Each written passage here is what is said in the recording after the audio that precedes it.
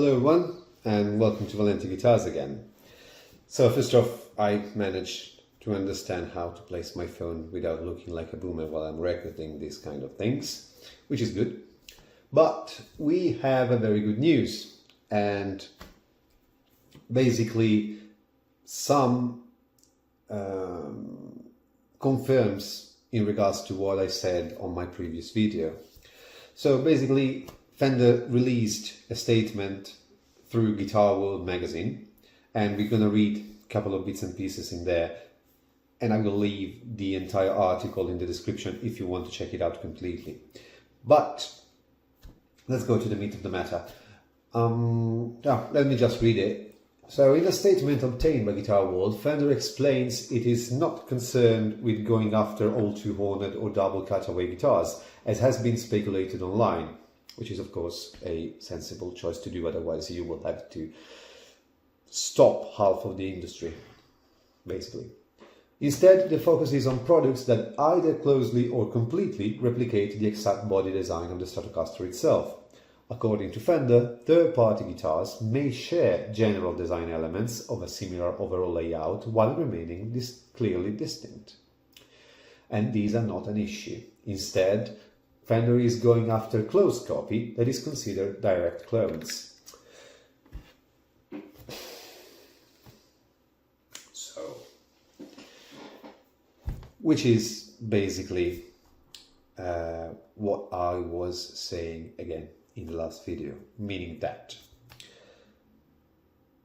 the cost to go through all the works in order to stop everyone making double cutaways, and with the very big option, actually not option, it is chance that you are gonna fail and lose that battle, it's just not worth it, really. In fact, after it also states that all the destroy inventory and stop making things threat on which many people were actually very frightened of, it's not going to happen because it's simply way too much costly, and also it will not give Fender anything back except for a very big, very awful reputation. In fact, let me change. The law firm explains that companies that continue making guitars that are the subject of cease and desist, provided they change the design so they do not look like more or less exact copies of the Stratocaster. In this case, third-party guitars will only require relatively minor design changes, meaning Fender is seemingly unconcerned with removing these guitars from the market entirely, and willing to work with its rivals to reach its point, which is, again, trying to preserve their iconography at the end of the day. Which brings me to the second point. Where do we draw a line to what it is a Stratocaster and what it isn't? Because I've had a very interesting conversation with Philip McKnight, which who I'm sure, if you are watching this video, know. And in this particular regard, so when a Fender Stratocaster, actually when a Stratocaster is a Stratocaster, considering all the possible variation it has had during the years, and so what? Because I might ask you, is this a Strat? Does this look like a Strat? Or does it not? What do you think? Well, first off, I play that a little bit dirty, because I must say that this guitar is my Nebula carved design, and it is registered in Europe as my own intellectual property. It is a registered design. I have invested back in the days all my money in order to do so, and so basically this design is literally bulletproof for what concern any possible attack from such things, simply because it has been accepted as an intellectual property of mine by the WIPO, which is European Union Intellectual Property Office, and it is a third party. It is worldwide recognized. It is the same office bureau that works with intellectual properties from the US, from Asia, and whatever. So there's not really very much you can do about it. But where still do you draw the line? And I had a thought about it, and you know, you can tackle this in two ways.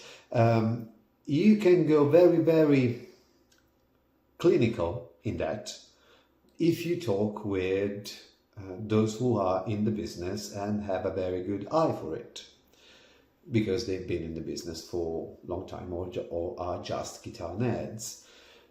And you can discuss on whether a particular curve is close enough or is not.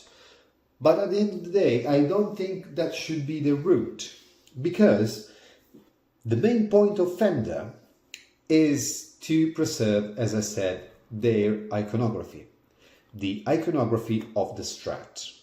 So you don't have to go to the experts in order to define that, but you have to go to the pop culture. You have to go to the untrained eye. Because if I show this to someone who likes maybe guitars, but is not into it, really, and I ask him, do you like this Stratocaster? He would probably say 99% of the time that is not a Stratocaster. Because in my mind, his mind, a Stratocaster is something like the Black Beauty, a 3-tone sunburst. Surely something with pick guards, 3 single coils, tremolo, whatever. So that is the thing that you want to preserve if you are Fender, because it's not only the body shape, it's the entire thing, because it is made by bits and pieces. It is made by the pickguard, it is made something that has gone inside the pop culture and in the overall widespread thought of every person that is into guitars. Because if I ask my father, who knows nothing about guitars, what guitar is that 3-tone sunburst that I am looking at, which is in the article from Guitar World magazine, he will say that's a Strat. Simple as that. If you take a Squier and you show it to someone that is not into guitars too much, they will say that's a Strat. Simple as that. Or a Tokai or whatever. That's the very simple answer to that. If we want to go clinical, not clinical, if we want to draw a better line, we have to find something that is not subjective, meaning that we need to measure things. Now, I am a very analytical person, so what I thought is, well, we can, if we check just the outline, well, we can just simply take the outline of the Strat, take the outline of another guitar, we put them one on top of the other. If the lines match up to X%, that's a copy. If they're not, that's not a copy. We may also allow for some offset of the lines, because otherwise you just do an offset of 1/10 of a centimeter and you're sorted, and that shouldn't be the case, because there have to be visible changes, in my opinion. But yeah, I mean, I'm not even saying a definite amount of percentage right now, because, you know, I don't want to be the one that draws the line between these things, because I haven't got a problem with that. But yeah, so if we need to draw the line, we need to draw the line in a way that is definitely objective, and everything that has been said by an official statement right now confirms the fact that it's not an apocalypse as many people thought it will be, because it's not feasible. It's simply not feasible. Of course, you can say whatever you want on a lawyer letter, but then between saying it and actually go through it, it is a different thing. It is a different thing, and no company wants to destroy other business and become the bad guy. Because you can say, well, no matter what, as long as we talk about the company, bad advertise is still advertise, but not in this case. Not when you play the bully. When you play the bully, you lose clients.